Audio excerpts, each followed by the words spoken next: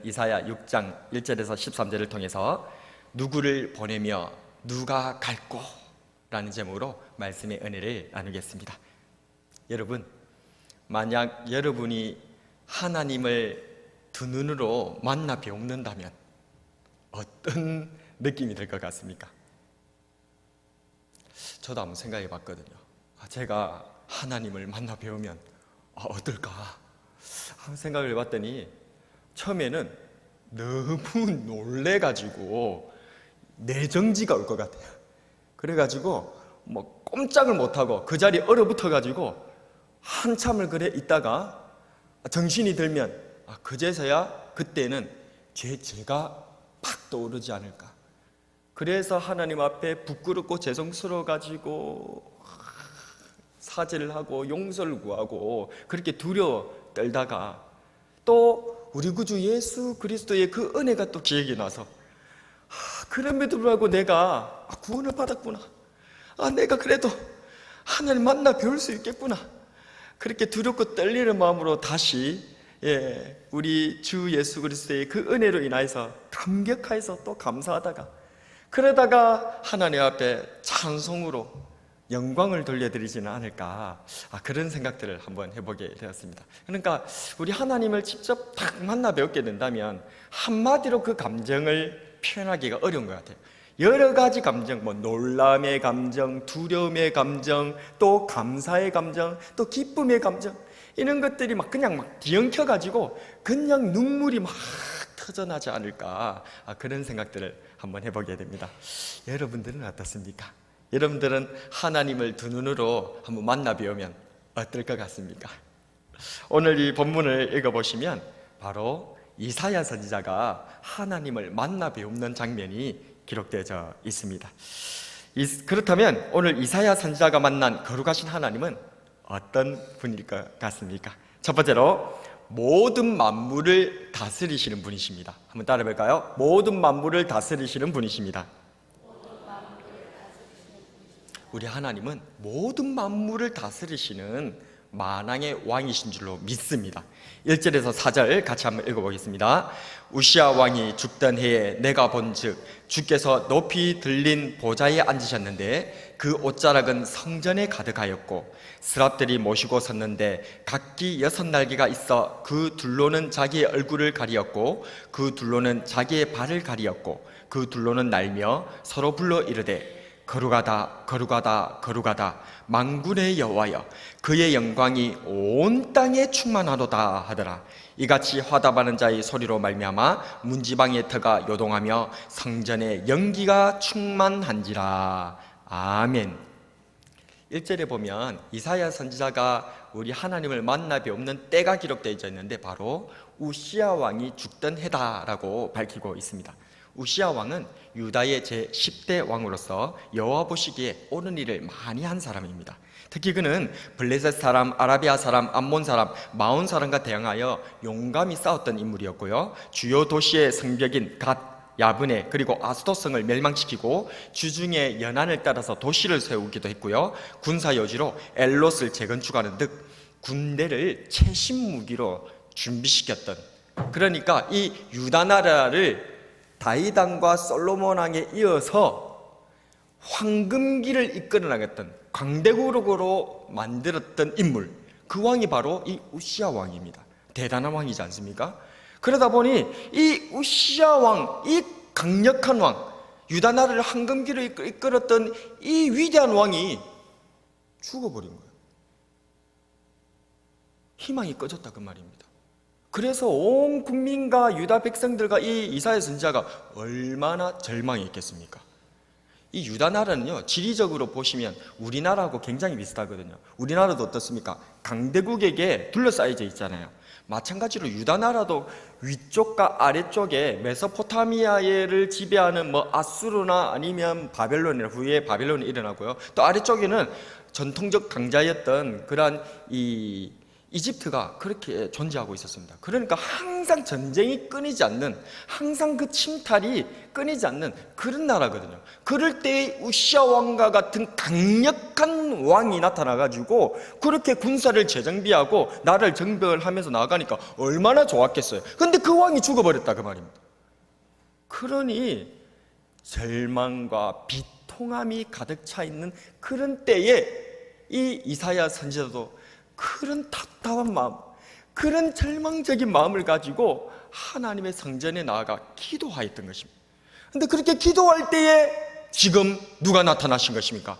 바로 거룩하신 하나님께서 나타나 보여주셨던 것입니다.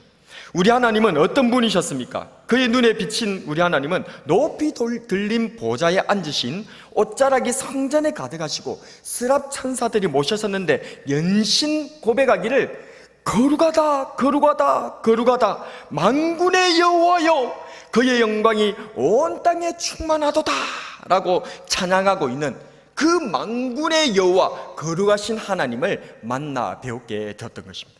여기서 스랍 천사들은 하나님을 거룩하다 거룩하다 거룩하다 라고 하나님의 거룩하심을 반복해서 찬양하고 있습니다.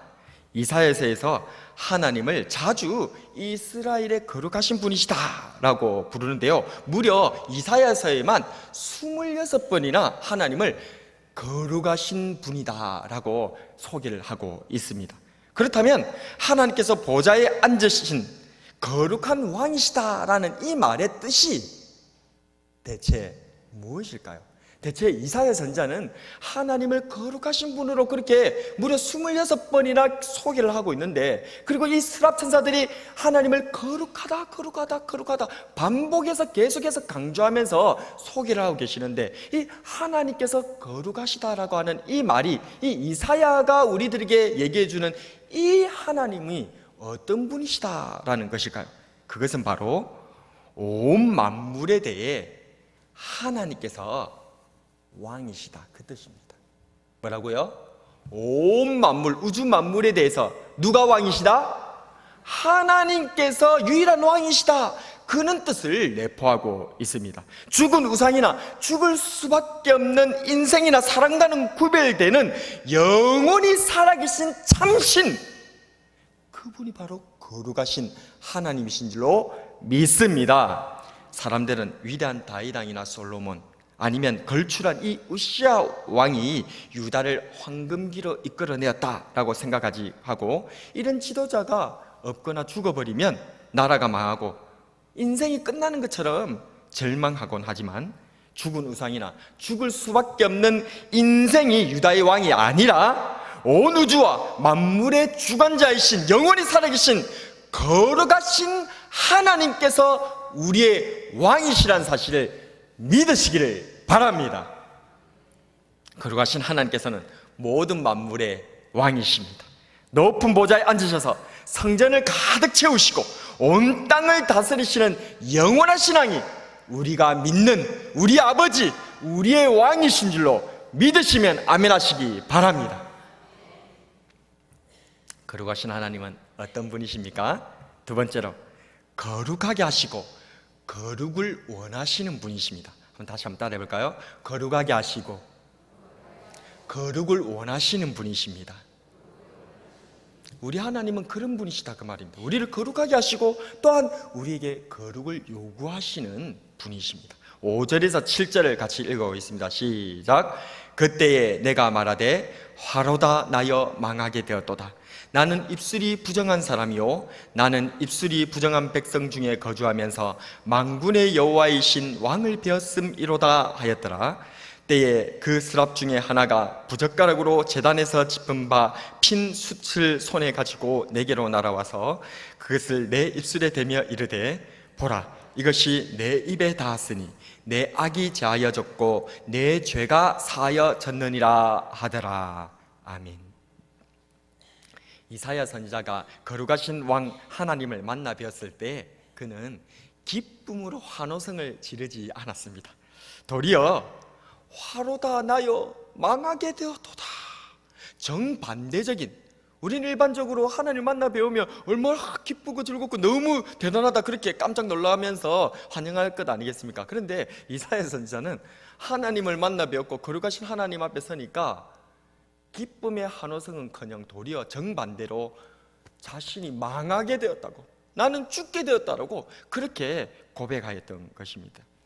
자신의 죄를 고백하고 처절한 회개를 했던 것이죠. 이는 주님을 만나 배웠던 베드로에게도 나타났던 현상입니다. 누가복음 5장에 보면 주님을 만난 후에도 다시 고기 잡으러 고향으로 돌아가 버렸던 베드로를 주님께서 찾아오신 장면이 기록되어 있는데요, 깊은 데로 가서 그물을 내려 고기를 잡아라 라고 하시는 주님의 말씀에 이 베드로가 순종했을 때에 그물이 찢어지며 두 배가 잠길 정도로 감당할 수 없는 소위 물고기 벼락, 우리는 돈벼락 맞기를 원하잖아요. 그런데 이 베드로가 무슨 벼락을 맞은 거예요? 물고기 벼락을 맞아버린 거예요. 그러니까 여러분들 이걸 잘 아셔야 됩니다. 우리는 베드로가 주님 말씀대로 순종하여서 깊은 데로 가서 그물을 던졌을 때에 그물이 찢어지는 정도로 많이 잡고 또 두 배가 잠길 정도로 잡고 우와 대단하다, 와 돈벼락을 맞았다 이렇게 생각하잖아요. 좋다고 생각하잖아요. 아닙니다. 절대 좋은 게 아닙니다. 그거는 굉장한 위기요, 굉장히 무서운 현상이에요. 여러분들이 직접 진짜 여러분들이 물고기를 잡으러 가서 그물을 내렸는데 그 그물에 물고기가 많이 잡히는 거예요. 많이 잡히면 좋잖아요. 그런데 그 그물이 어떻게 된다고요? 찢어져요. 그럼 좋은 기입니까? 나쁜 기입니까? 그래도 아직 뭔가 이해가 안 되십니까? 좋은 겁니까? 나쁜 겁니까? 그물이 찢어지면. 그물이 어부가 아니신가 보다. 예. 그물이 찢어지면 말짱 도루묵이에요. 물고기 그냥 다 빠져나가 버리는 거예요. 그래서 아무 의미가 없어요. 허탕이다 그 말입니다. 그물이 찢어져 버리면 끝이에요. 그런데 끝인 줄 알았는데 이제 어떻게 되는 거예요? 친구 야고보 불러갖고 같이 너무 고기가 많아갖고 두 배에서 같이 막 물고기를 끌어당기고 있었거든요. 그런데 그물이 찢어져서 허탕인 줄 알았는데 이 물고기들이 이제는 어떻게 하는 거예요? 그냥 저것들이, 그물은 찢어져 버렸는데 그냥 저것들이 배에 뛰어 들어오는 거예요. 막 물고기들이 배에 뛰어 들어가고 배가 어떻게 되는 거예요? 배가 침몰하게 된다 그 말입니다. 그러니 이게 돈벼락, 물고기 벼락을 맞은 거예요. 왜요? 베드로는 예수님을 만나도 그 물고기 잡고 싶어서 돈이 생각나서 다시 집으로 돌아왔거든요. 그런데 우리 예수님께서 베드로 찾아와갖고 어떻게 한 겁니까? 네 그래 돈이 좋나? 돈벼락 안 맞아봐라 하고 그냥 돈벼락을 그냥 줘버린 거예요. 그러니까 이 베드로가 어떻게 하는 건가? 그 뒤에 주님 앞에 무릎 앞에 엎드려서 주여 저는 죄인이로소이다, 나를 떠나소서라고 얘기했던 것입니다.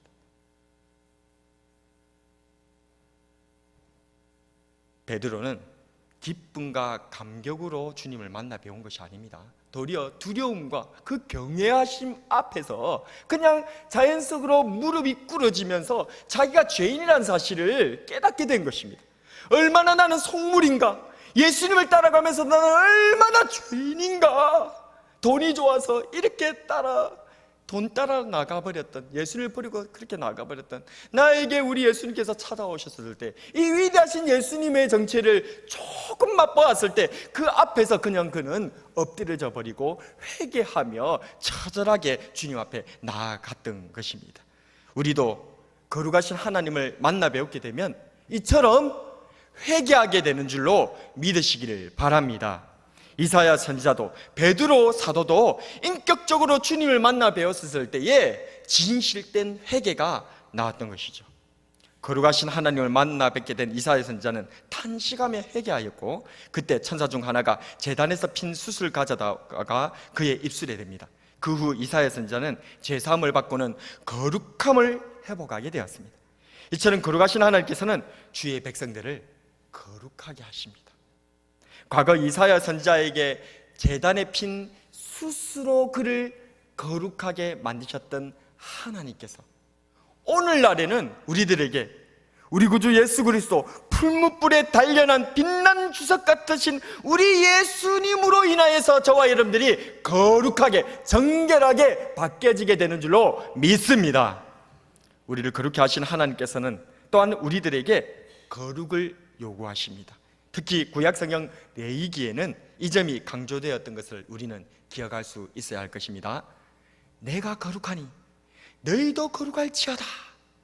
이 말씀은 레위기에서 반복해서 말씀하셨고, 또한 베드로전서 1장 16절에도 또 이 말씀을 인용해서 우리 하나님께서 거룩하시기 때문에 우리도 거룩해야 될 것을 요청하고 있다는 것입니다.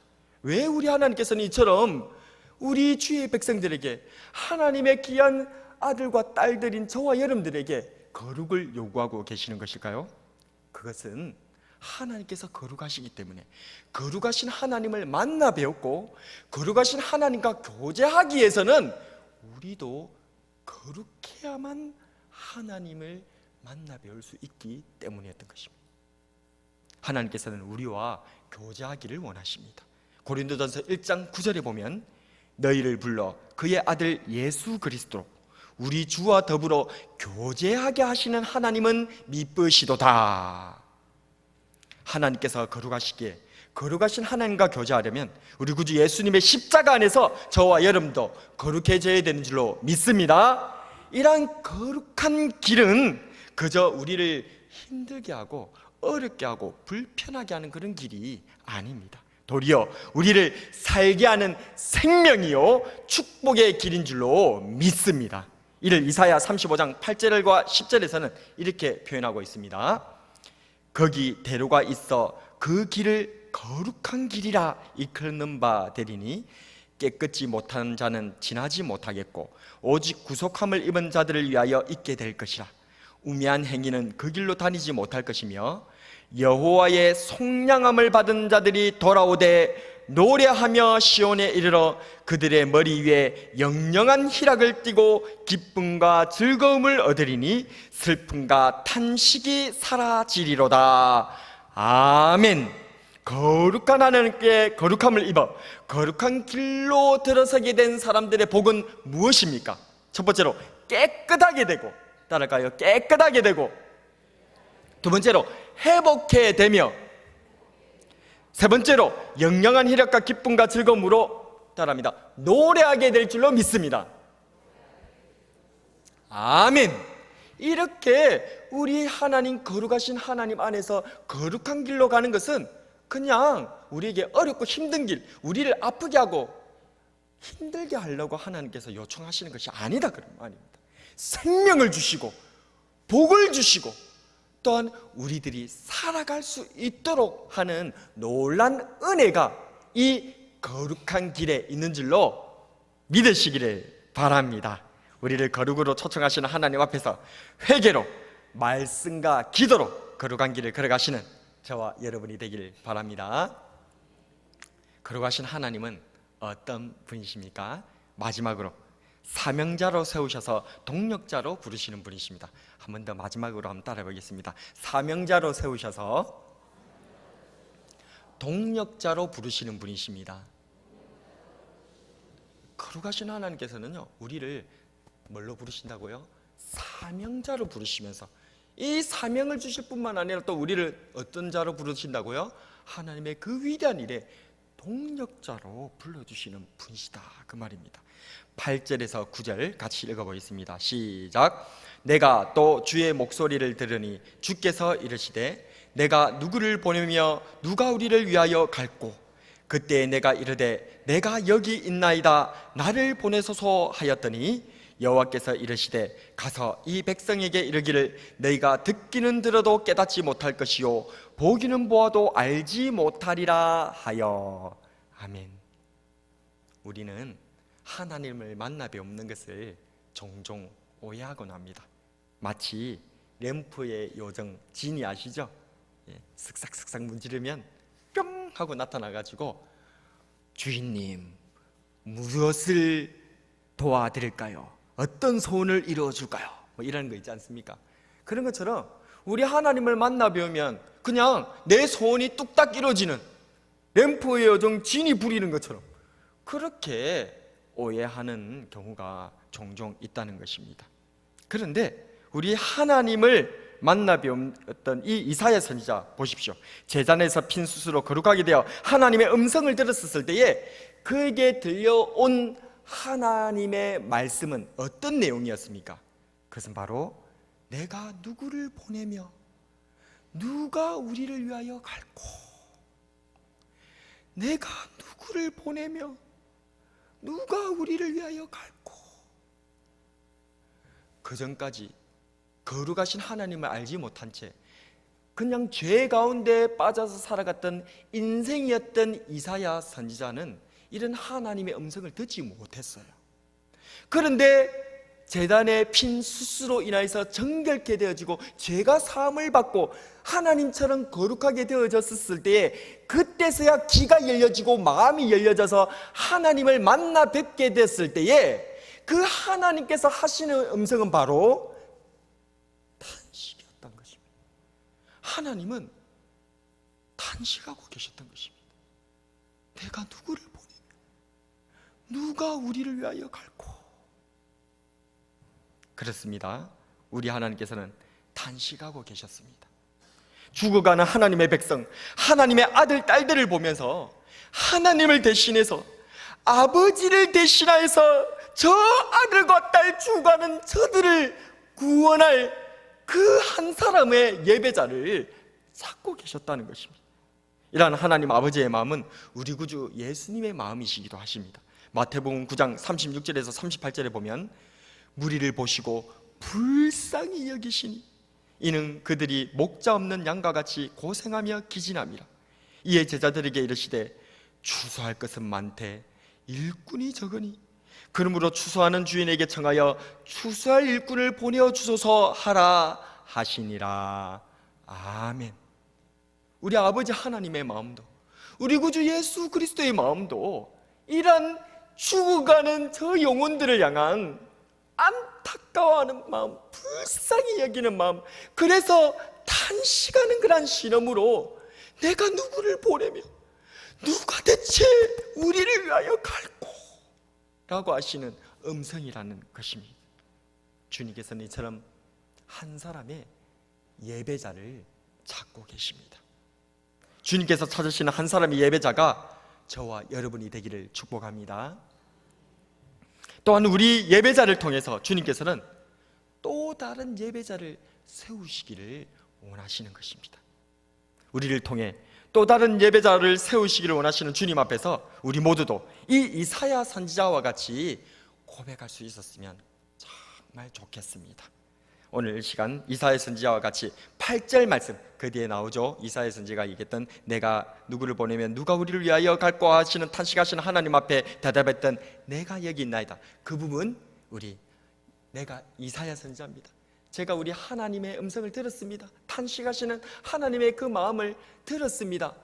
그 들은 사람으로서 이사야 선지자처럼 한번 고백해 봤으면 좋겠습니다. 한번 가슴에 손을 얹고 우리 하나님 앞에 한번 고백해 봅시다. 내가 여기 있나이다. 나를 보내소서. 시작. 내가 여기 있나이다.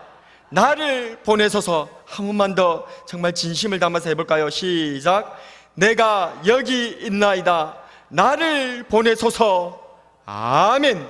예배자로 부르시는 우리 하나님 앞에서 내가 먼저 예배자가 되고 또한 나로 말미암아 또 다른 예배자를 세워나가시는 저와 여러분이 되기를 바랍니다.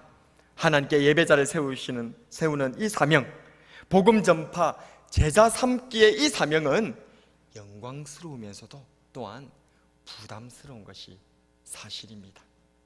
이사야 선지자도 그랬습니다. 이사야 선지자가 전한 말씀은 크게 두 가지인데요. 첫 번째는 죄악으로 부패한 유다에게 하나님의 심판을 선포하는 내용이었습니다. 축복의 말씀 전하는 것도 우리가 참 어려운데 심판을 얘기를 한다는 것이 얼마나 껄끄럽고 얼마나 어려운 일입니까? 그냥 인간관계를 포기하는 것이나 다를 바 없습니다. 그냥 왕따, 외톨이를 자처하는 것과 다름이 없는 그런 말씀이죠. 심판을 선포하는 것. 또 이사야 선지자는 두 번째로 구원을 선포해서 남은 자를 하나님께로 불러 모으는 메시지를 전했습니다. 13절 말씀 같이 한번 읽어보도록 할까요? 13절입니다. 시작.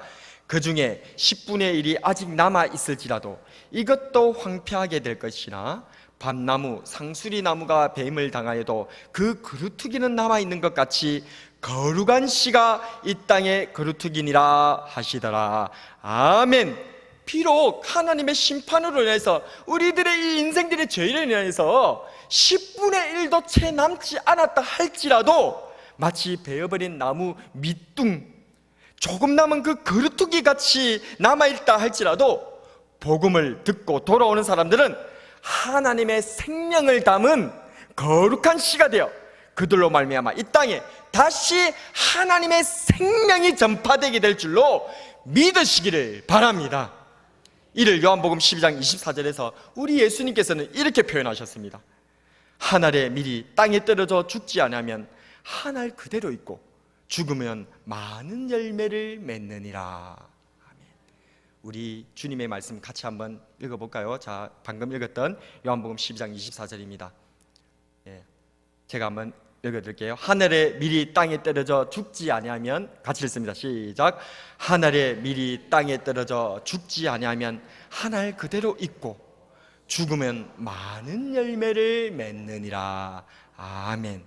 또한 다니엘 선지자에게 우리 그리스도 예수님께서 나타나셔서 또 이와 비슷한 말씀을 해주셨습니다. 다니엘 12장 3절에서 같이 한번 읽어볼까요? 시작. 많은 사람을 옳은 대로 돌아오게 한 자는 별과 같이 영원토록 빛나리라. 아멘. 내가 누구를 보내며 누가 우리를 위하여 갈고 탄식하시는 주님의 음성을 들으시고 제가 여기 있나이다, 저를 보내어 주시옵소서 라고 이사야 선지자와 같이 용기 있게 우리 하나님 앞에 고백하면서 응답해 나아가는 저와 여러분이 되기를 축복합니다. 말씀을 정리하겠습니다. 이사야 선지자가 만나뵌 거룩하신 하나님은 어떤 분이십니까? 첫 번째로 모든 만물을 다스리시는 진정한 왕, 영원하신 왕이신 줄로 믿습니다. 두 번째로 거룩하게 하시고 또한 우리에게 거룩을 요구하시는, 기대하시는 하나님이십니다. 마지막으로 우리 하나님은 우리를 사명자로 세우셔서 동력자로 부르시는, 그래서 우리가 예배자가 되고 또한 또 다른 예배자를 세워나가는 그러한 주님의 백성으로 우리를 부르시는 분이시라는 사실을 믿으시기를 바랍니다. 거룩하셔서 만물을 다스리시는 하나님 앞에서 우리도 거룩한 사명자가 되고 영광스러운 하나님의 동력자가 됩시다. 너무나 제약이 판을 치고 교회의 이미지가 땅에 떨어져 있는 이런 때에 복음을 전하는 것은 정말 두렵기도 하고 조심스럽기도 합니다. 그러나 내가 누구를 보내며 누가 우리를 위하여 갈고, 우리 하나님께서 그걸 모르시는 것이 아니에요. 우리의 이 복음 전할 수 없는 처지를 모르시는 것이 아닙니다. 그러기 때문에 더욱 탄식하시는 겁니다. 이런 때에 누가 우리를 위하여, 내가 누구를 보내며 누가 우리를 위하여 갈고 라고 주님께서는 탄식하고 계시는 것입니다. 이제 주님의 이 탄식을 나에게 하시는 탄식으로 이제 영의 눈이 열려지고 거룩한 주의 백성이 되어셔서 이 귀가 열려져서 주님의 탄식 소리에 제가 여기 있나이다, 제가 한번 가보겠습니다, 제가 예배자가 되고 예배자를 세워나가겠습니다 라고 결단하면서 주님 앞에 서나가시는 저와 여러분이 되길 주님의 이름으로 축복합니다.